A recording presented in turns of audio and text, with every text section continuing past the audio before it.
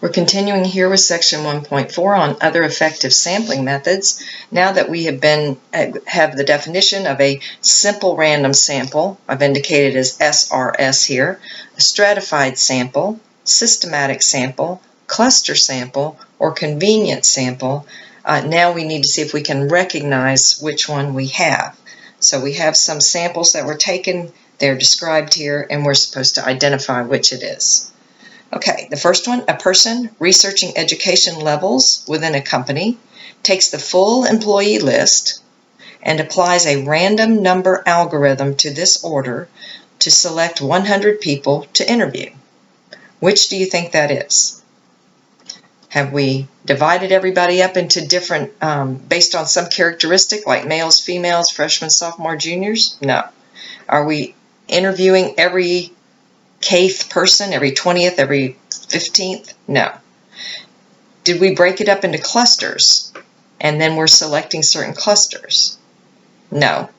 Does it seem like this is just done in convenience, just the person just talked to their friends or something? No. This is a simple random sample. They have numbered each person and then randomly selected like we did with the calculator. Simple random sample. Okay, the next one, you've got a large technology company. 40 employees are to be surveyed. The records indicate in this company, 10% are managers, 60% are clerks, 25% are operators, and 5% are database administrators. The researcher randomly selects 4 managers, 24 clerks, 10 operators, 2 database administrators. So what have we done here?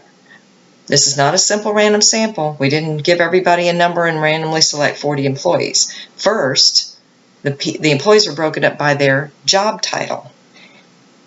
Individual job titles, non-overlapping. Each person has their own unique job, their own job title. And then within each one of those job titles, we made a selection. That is stratified. We selected a few from each one of the job titles. A pollster stands on the corner of a busy city and conducts people in the street interviews. Of course, that's convenience. It's not that these things aren't done, the convenience ones. It's just that you wouldn't use them for the kind of statistical analysis that we'll learn about in this course.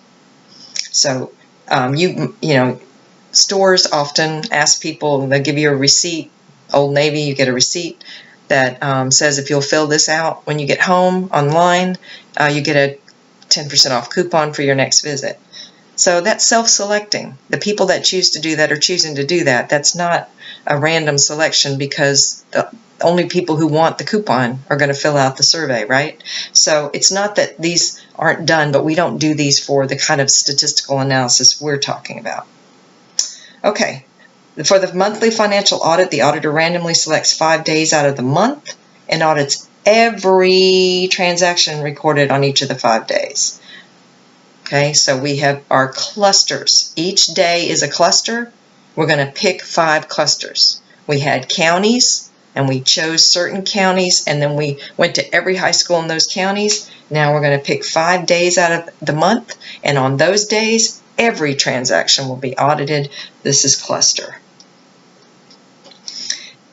And finally, a survey of visitors to the county's publications desk is conducted by sampling every 10th visitor after randomly selecting the 7th. So the 7th person we're going to start with, and then we go every 10th one. Of course, that's systematic. That one's easy to identify because they have to have this Kth number in there. Okay, we'll continue in the next video.